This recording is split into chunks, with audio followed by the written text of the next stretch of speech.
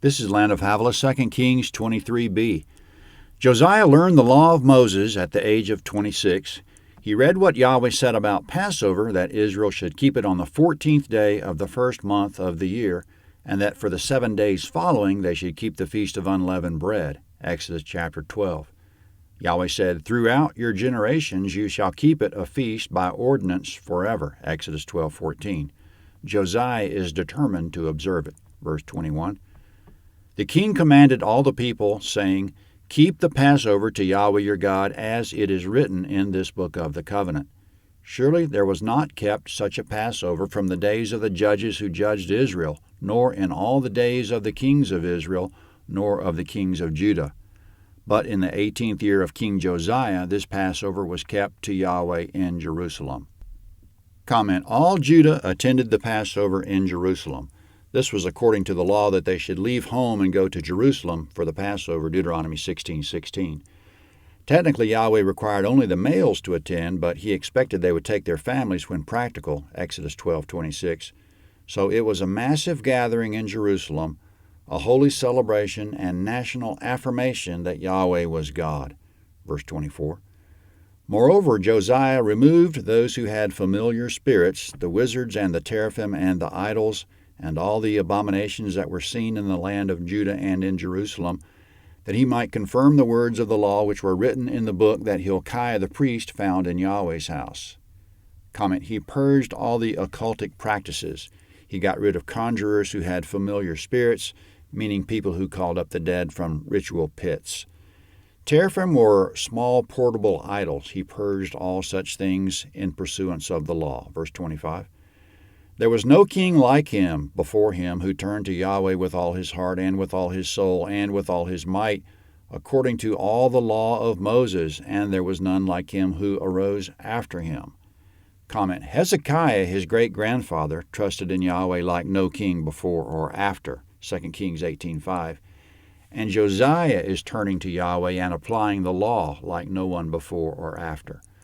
They're both the greatest of all time, but maybe for slightly different reasons. Maybe God will say of you and me, there was no one like us before or after, for whatever unique thing he finds in us. Verse 26.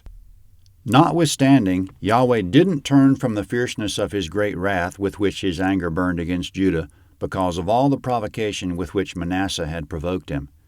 Comment: Manasseh was Josiah's evil grandfather, king for 55 years.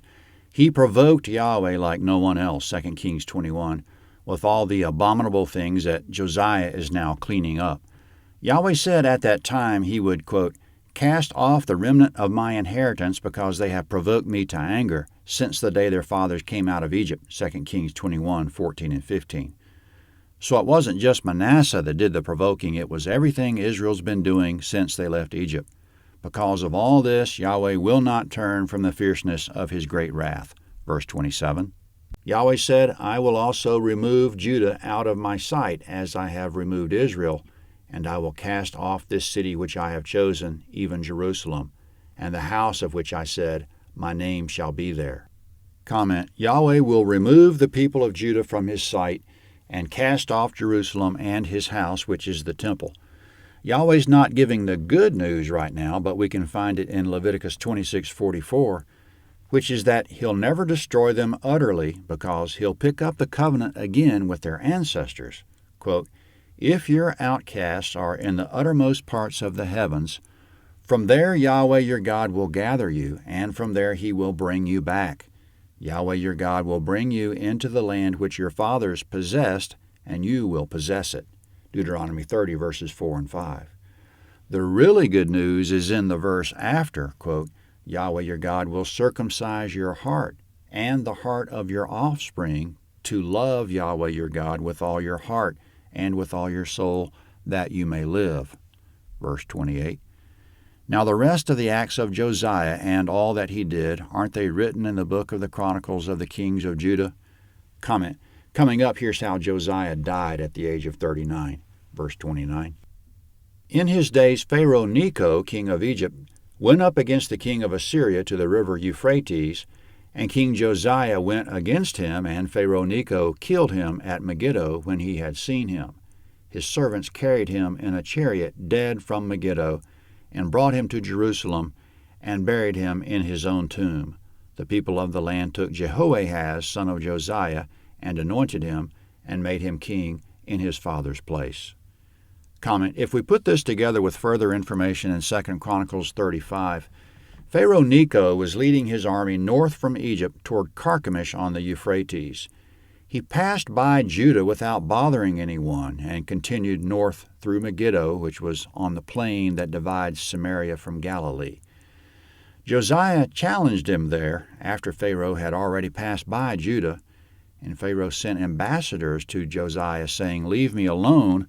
I'm not here to fight with you. Why should I destroy you?" The text says Pharaoh's words were from the mouth of God, but Josiah didn't listen. He attacked the Egyptians and got shot with an arrow. He knew he was seriously wounded and told his men to take him off the battlefield. He died, and they brought his body home in a chariot. This fulfilled the word of the Lord by hold of the prophetess that Josiah wouldn't live to see Yahweh's wrath on Judah. Quote, "Your eyes will not see all the evil which I will bring on this place," 2 Kings 22:20. So it was a merciful death. Perhaps it would have been more peaceful if Josiah had inquired of the Lord before he attacked. Now his son Jehoahaz is king. Verse 31. Jehoahaz was 23 years old when he began to reign, and he reigned 3 months in Jerusalem. His mother's name was Hamutal, the daughter of Jeremiah of Libnah. He did that which was evil in Yahweh's sight, according to all that his fathers had done. Pharaoh Necho put him in bonds at Riblah in the land of Hamath, that he might not reign in Jerusalem, and put the land to a tribute of 100 talents of silver and a talent of gold. Comment: the battle at Megiddo started a conflict between Egypt and Judah that didn't go away. Within 3 months, Pharaoh Necho took Josiah's son Jehoahaz, took him in custody at Riblah, which was 200 miles north of Jerusalem. That's all the detail we have. Egypt took authority over Judah and demanded tribute. Jehoahaz means Yahweh has seized, so the name was prophetic. But Yahweh didn't seize him in a good way. He seized him and put him in Pharaoh's custody. He had already departed from his father's ways. Verse 34. Pharaoh Necho made Eliakim, the son of Josiah, king in the place of Josiah his father. Comment: Eliakim was Josiah's second-born son, 1 Chronicles 3:15. Necho made him king in place of his older brother. Still in verse 34. And changed his name to Jehoiakim. Comment: his original name was Eliakim, which means God raises up. Necho changed his name slightly to Jehoiakim, which means Yahweh raises up. Maybe the point was that Pharaoh feared the gods in general might actually raise him up, but he had no fear that Yahweh would. Still in verse 34. But he took Jehoahaz away, and he came to Egypt and died there. Jehoiakim gave the silver and the gold to Pharaoh. Comment: that was the tribute Pharaoh demanded, still in verse 35. But he taxed the land to give the money according to the commandment of Pharaoh. He exacted the silver and the gold of the people from the land, from everyone according to his assessment, to give it to Pharaoh Necho. Comment: now the timestamp on Jehoiakim, verse 36. Jehoiakim was 25 years old when he began to reign, and he reigned 11 years in Jerusalem. His mother's name was Zebidah, the daughter of Pedaiah of Rumah.